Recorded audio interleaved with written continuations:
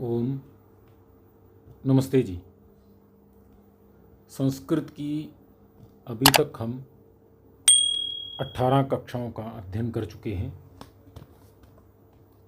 18वीं कक्षा में हम लोट लकार का अध्ययन कर रहे थे। लोट लकार के नियमों को थोड़ा हमने देखा और कुछ वाक्यों का भी प्रयोग करके देखा। आज कुछ और वाक्यों का प्रयोग हम लोट लकार में करके देखेंगे, जिससे हमारा उसमें प्रभुत्व होगा, अर्थात वो वाक्य बनाने में हम व्यावहारिक रूप से आगे बढ़ सकेंगे। तो इसमें पहला वाक्य है, अभी तुम सब यहाँ सफ़ेद और बड़े फूल सूंघो। अब इसमें सफ़ेद और बड़े फूल, ये फूल जो है इसके विशेषण हैं सफ़ेद और बड़े, और सूंघो यह है क्रिया, और तुम यह है कर्ता, अभी यह है अव्यय। तो इसका वाक्य का देखेंगे हम किस प्रकार यह वाक्य बनेगा। तो अभी को इदानीम कहा जाता है संस्कृत में, और तुम सब तो यह मध्यम पुरुष का द्विवचन हो गया। तुम सब अर्थात यूयम। यहाँ यह भी अव्यय है, यहाँ को अत्र कहा जाता है। तो अत्र, अब सफ़ेद और बड़े फूल, फूल जो है उसको कहते हैं पुष्प। अब ये पुष्प जो है नपुंसक लिंग का शब्द है। बड़े फूल, अब कैसे, सफ़ेद और बड़े, तो इसमें हमने दो विशेषण दे दिए, तो इसके लिए हमने इसको फूल को भी द्विवचन मान लिया है। तो एक बड़े फूल को सूंघो और एक सफ़ेद फूल को सूंघो। इसको एक वचन भी मान सकते हैं, परंतु हमने इसमें इसे द्विवचन माना है। तो फूल को पुष्पम पुष्पे पुष्पाणि, तो नपुंसक लिंग का द्विवचन का द्वितीय विभक्ति का बहुवचन। अब इसमें हमने इसको बहुवचन माना है। बड़े फूल सूंघो, बड़े अर्थात बहुत सारे और सफ़ेद भी बहुत सारे, तो तुम सब यहाँ सफ़ेद और बड़े फूलों को सूंघो, ऐसा हम आदेश कर रहे हैं। तो सफ़ेद और बड़े ये दोनों विशेषण हैं।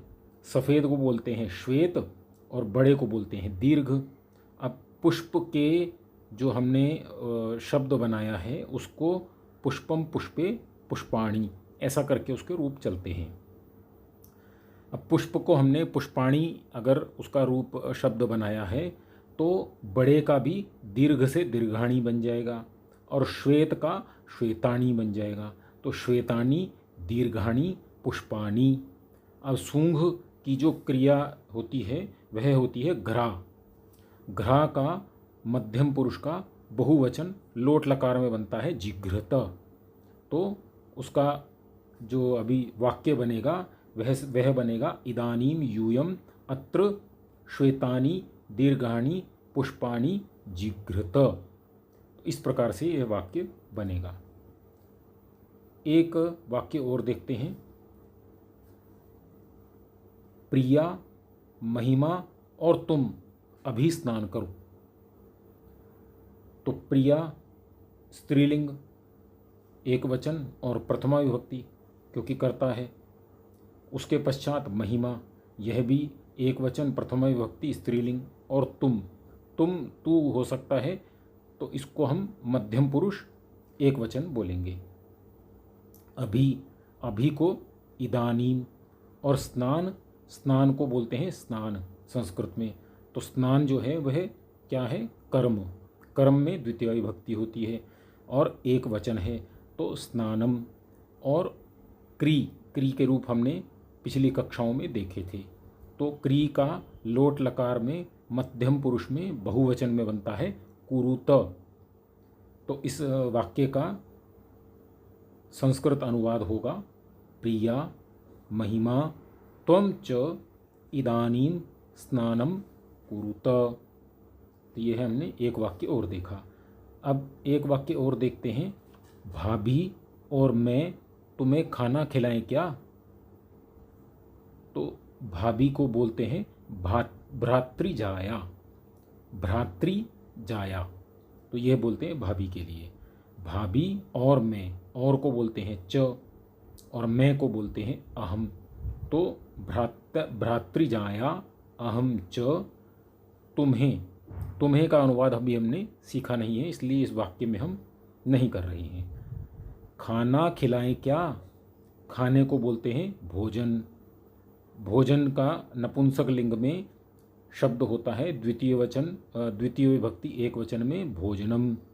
खिलाएं, खिलाने, खाने को बोलते हैं खाद, खिलाने को बोलते हैं खादी। खादी, खिलाएं, यह एक अभी आज्ञा अर्थ में हम बोल रहे हैं। खिलाएं क्या, तो खादी का लोट लकार में उत्तम पुरुष में द्विवचन में प्रयोग होगा खाद याव, क्या अर्थात किम। तो इसका वाक्य बनेगा भ्रातृजाया अहम च भोजनम खादयाव किम। एक वाक्य और देखते हैं, हम सब सैनिक और ब्राह्मण देश की रक्षा करें। हम सब, हम सब को बोलते हैं वयम, पहले हमने पढ़ा है। सैनिक को सैनिक ही बोलते हैं, तो सैनिक के रूप चलेंगे। राम के अनुसार प्रथमा विभक्ति बहुवचन में बोलते हैं रामः रामौ रामाः, सैनिकः सैनिकौ सैनिकाः। और ब्राह्मण, इसके रूप भी वैसी चलेंगे, तो ब्राह्मणाः। हम सब सैनिक और ब्राह्मण देश की रक्षा करें, तो देश को देश ही बोलते हैं। देश का जो वाक्य बने, शब्द बनेगा वह द्वितीय वचन, द्वितीय विभक्ति एक वचन में बनेगा देशम। और रक्षा करें, रक्षा का रक्ष शब्द होता है, इसका लोट लकार में उत्तम पुरुष बहुवचन में बनेगा रक्षाम। तो इसका वाक्य इस प्रकार बनेगा वयम सैनिकाः ब्राह्मणाः च देशम रक्षाम। एक वाक्य और देखते हैं, विद्यार्थी और भक्त गुस्से का त्याग करें। तो यह भी लोट लकार का वाक्य है, आज्ञा अर्थ में है या समझाने के अर्थ में है, ऐसा करना चाहिए। तो इसके लिए इसको हम लोट लकार में ही करेंगे। विद्यार्थी को बोलते हैं शिष्य, तो शिष्य प्रथमा विभक्ति एक वचन में शिष्य ही बनेगा। और भक्त, भक्त को भक्त ही बोलते हैं, तो उसका बनेगा भक्तः। और को बोलते हैं च, शिष्यः भक्तः च। क्रोध, गुस्से को बोलते हैं क्रोध, और क्रोध का द्वितीय विभक्ति एक वचन में बनेगा क्रोधम, क्रोधम। और त्याग करें, त्यागने को बोलते हैं त्यज, और त्यज का लोट लकार में प्रथम पुरुष द्विवचन में बनेगा त्यजताम। तो इसका वाक्य बनेगा शिष्य, शिष्यः भक्तः च क्रोधम त्यजताम। एक वाक्य और देखते हैं, पाचक और पाचिका हमें पानी पिलाएं। पाचक और पाचिका, पाचक को बोलते हैं पाचकः, पाचिका को बोलते हैं पाचिका। तो पाचक, पाचकः पाचिका च। हमें का अभी हमने शब्द देखा नहीं है, इसलिए हम यहाँ पर नहीं कर रहे हैं। पानी को बोलते हैं जलम, तो जल, जलम। और पिलाने को, पीने को बोलते हैं पिब, और पिलाने को बोलते हैं पाई। तो पिलाने का जो शब्द बनेगा वह बनेगा पायताम, पायताम। तो इसका पूरा वाक्य इस प्रकार बनेगा पाचकः पाचिका च जलम पायताम। एक वाक्य और देखते हैं, खेल में तुम सब जीतो। अब खेल में, इसका हमने अभी शब्द आया नहीं है ये, इसके लिए इसको नहीं करते हैं।